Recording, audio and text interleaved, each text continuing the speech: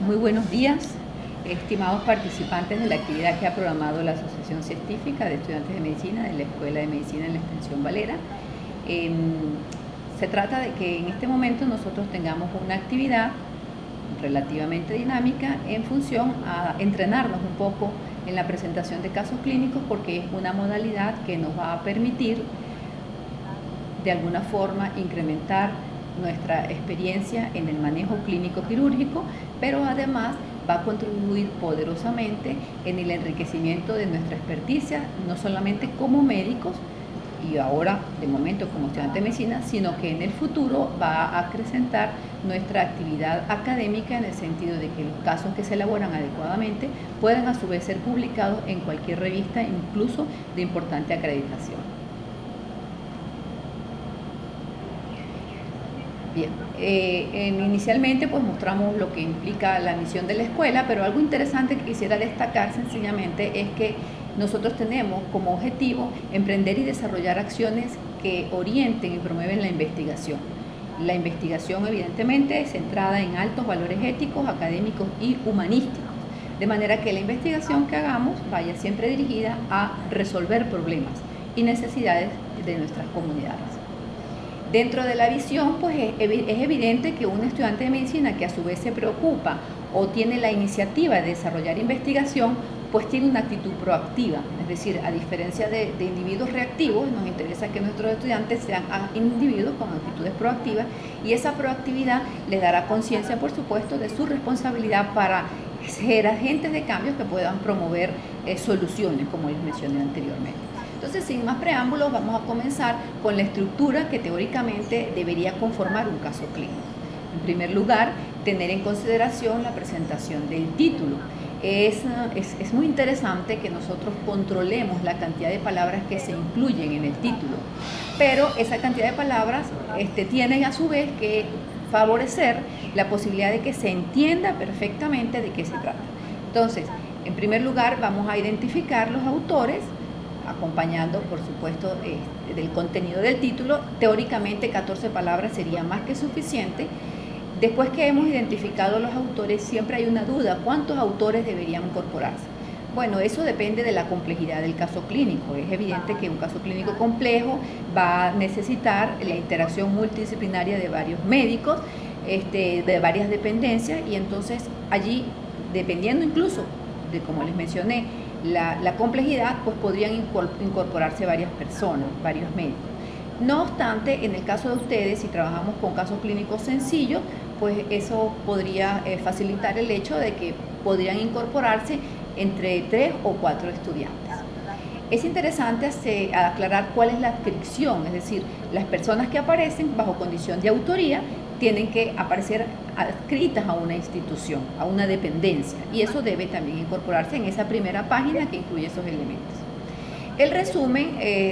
normalmente debe ser estructurado. Los resúmenes son estructurados o no estructurados. Su componente en relación a la extensión debe estar rondando unos 250 palabras.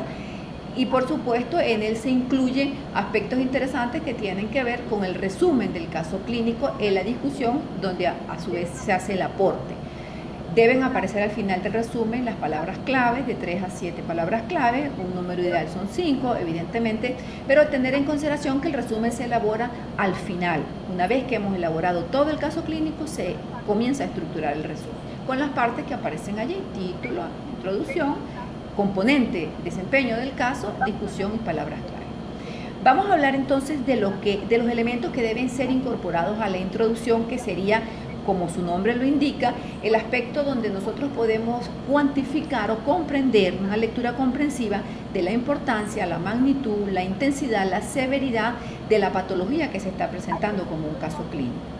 Hay que hacer un reporte adicional de cuál es la evolución usual de esta enfermedad, porque si nosotros tenemos una enfermedad común pero que ha mostrado una evolución no usual, ya eso le da aporte a nuestro caso clínico, ya eso le confiere valor, y entonces por eso es que destacar la evolución natural de la enfermedad es interesante.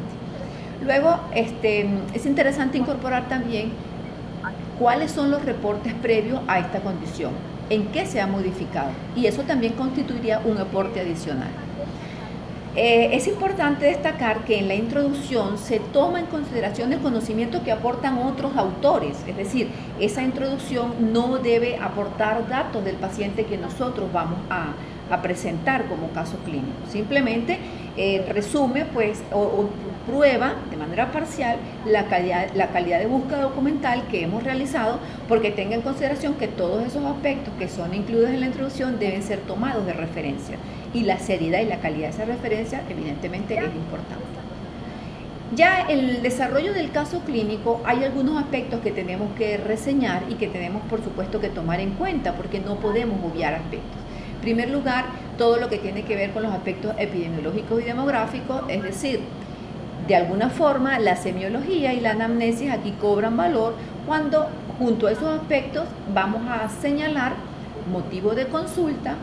por qué el paciente consultó, por qué el paciente se admite y por qué razón el paciente justificó un traslado si llegó inicialmente a otro centro asistencial.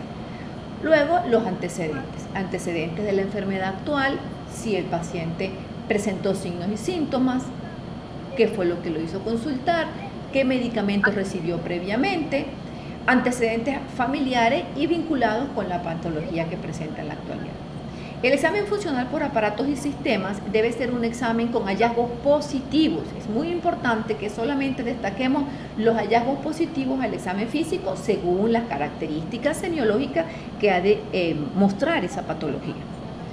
Es importante además que se haga un esquema, o incluso se puede graficar en una especie de tabla, para que se pueda tener una visión retrospectiva de la necesidad de interconsultas previas o de estudios paraclínicos que se le han realizado al paciente para poder alcanzar la meta del diagnóstico. Es interesante también que en un párrafo adicional se describan cuáles son los diagnósticos diferenciales, es decir, cuál es la dificultad que el médico podría confrontar para hacer una diferencia entre el diagnóstico de la condición que representa el caso clínico y otras entidades que tengan similitud desde el punto de vista clínico o incluso desde el punto de vista también paraclínico. Evidentemente, al finalizar estos aspectos debemos destacar cuál es la terapéutica que se le cumplió al paciente y si en esa terapéutica hubo algún detalle o alguna particularidad. Es decir, algo que de alguna forma modificó en el paciente la respuesta al tratamiento, si hubo reacciones adversas, si hubo efectos colaterales, si hubo manifestaciones de toxicidad, todos los aspectos vinculados e incluso las dosis. Es importante porque el reporte del caso clínico deja demostrada la experticia del grupo de pacientes que hizo el manejo del paciente. Finalmente, la evolución y el pronóstico. De alguna manera es interesante que a veces nosotros tenemos limitación para tener acceso a las historias clínicas y tengamos en consideración que, partiendo del hecho de que todas las historias clínicas son documentos que revisten carácter médico-legal, no deberíamos extraer fotocopias, pero también es cierto que podemos apoyarnos un poco en la tecnología a través de los celulares para tomar fotografía de aspectos interesantes que tengan que ver directamente, no con la identificación del paciente, porque recordar que hay que salvaguardar la identidad del paciente por efectos relacionados al tema de la bioética, donde evidentemente pues nosotros tenemos que guiarnos por allí, pero si eventualmente tenemos dificultad para tener acceso a la historia clínica y hay algunos aspectos que nosotros vemos que nos va a resultar difícil organizar en función al tiempo que nos prestaron la historia, pues sí podemos recurrir a eso, insisto, respetando mucho la posibilidad de que el paciente no sea identificado en el futuro con nombres y apellidos, etc. En relación a la discusión, que sería ya un aspecto muy importante porque las discusiones representan siempre un contraste de ideas, es decir, cuáles fueron sus resultados y cómo usted los puede comparar positiva o negativamente con lo que reportan otros autores. Es evidente que si usted está dentro de un caso clínico que usted logró reportar adecuadamente, que lo completó porque tiene la descripción del paciente, pero además está apoyado en toda la paraclínica que la literatura señala, pues es muy importante destacar el hecho de que dentro del contraste de resultados, prácticamente los resultados van a ser contrastes positivos, es decir, esto se vincula positivamente con los hallazgos reportados por, etcétera, etcétera, porque estamos reportando un caso clínico y dentro de ese caso clínico pues lo que tenemos son hallazgos positivos, en consecuencia deberían ser compatibles con lo que reporta la literatura en relación a ese tema. pero dentro de esa discusión aparece o debe aparecer un párrafo final donde se aportan luces para que el médico en el futuro entienda que cuando se presentan alguna de estas características, él debe orientar el diagnóstico hacia eso. El reporte del caso clínico siempre es un proceso de enriquecimiento del conocimiento, porque está fortaleciendo el conocimiento, pero a su vez aporta elementos interesantes que de alguna forma harán que el médico tenga la necesidad de darle más peso específico a algunos signos y síntomas o a algunos reportes. Por eso allí consiste la riqueza del caso clínico. Hay un punto que se denomina agradecimiento, es opcional, pero usualmente nosotros podemos valernos también de los agradecimientos cuando hemos tenido que recurrir a otras instituciones para completar la paraclínica, etcétera, porque eso en la situación o en las condiciones que tenemos en el país actualmente es relativamente frecuente. Un aspecto interesante tiene que ver con las referencias bibliográficas. Las referencias bibliográficas tenemos que estructurarlas como se exige dentro de lo que es la economía del conocimiento médico universal. Es decir, las referencias bibliográficas deberían estar completas, siempre completas, y para ello la fuente es muy importante, es la clave. Es interesante que nosotros completemos alguna de esta información con el hecho de la posibilidad de consentimiento informado. Hay aspectos bioéticos que no necesariamente van a tener con el caso clínico, pero que sería interesante para el caso de que al paciente tuviéramos que hacer un procedimiento adicional o cuando vamos a realizar otro tipo de investigación, porque los pacientes tienen que saber de alguna forma y dar su consentimiento, que debe ser libremente esclarecido porque es un proceso legal y que él disfruta del principio de autonomía. ¿En qué consiste el principio de autonomía? Bueno, en el hecho de que el paciente tiene derecho a negarse. Y en el caso de que estamos completando una serie de casos, es decir, no estamos hablando de la presentación del caso clínico específico, pero si nosotros logramos de alguna forma continuar con el interés en la investigación y avanzar un poquito en esto, pues sí tenemos que tener esas consideraciones éticas muy claras. Como les mencioné anteriormente, el paciente no podemos exponer la identidad o algún dato que pueda identificar posteriormente al paciente, porque eso tiene connotaciones legales. Y de hecho, si nosotros podemos conseguir el consentimiento informado del paciente, porque el paciente esté aún en la sala, porque el problema es que a veces trabajamos con pacientes que han sido dados de alta o pacientes que fallecieron, todo eso es válido, pero es interesante que nosotros tengamos en consideración que si lográramos conseguir ese consentimiento, nosotros cubriríamos una parte ética bien interesante. Entonces, esos consentimientos deberían ser fechados por escrito, firmados, porque se le deja una copia al paciente, una copia que nos queda a nosotros, y dentro de los requisitos para que eso se dé con total pulcritud, pues está la capacidad del paciente de tomar la decisión si participa o no, incluso con el principio de autonomía. Y insisto, retomo el principio de autonomía, porque si el paciente se negara, pues es interesante que tengamos en consideración que ese no de él implica que él sigue teniendo derechos a todo lo que implique beneficios de salud. Entonces, la negativa del paciente de participar no debería traer consecuencias negativas para el paciente. El paciente, en el aspecto de la voluntariedad, pues tiene que mostrar voluntariamente su aceptación. El paciente tiene que estar informado completamente de lo que se va a hacer, así se aclara que la información será usada solamente con fines de la investigación y que ha comprendido el procedimiento. Bueno, ahí compartimos con ustedes algunas imágenes de la escuela, de los laboratorios, de la actividad que se hace dentro de toda la estructura del curso de la Escuela de Medicina.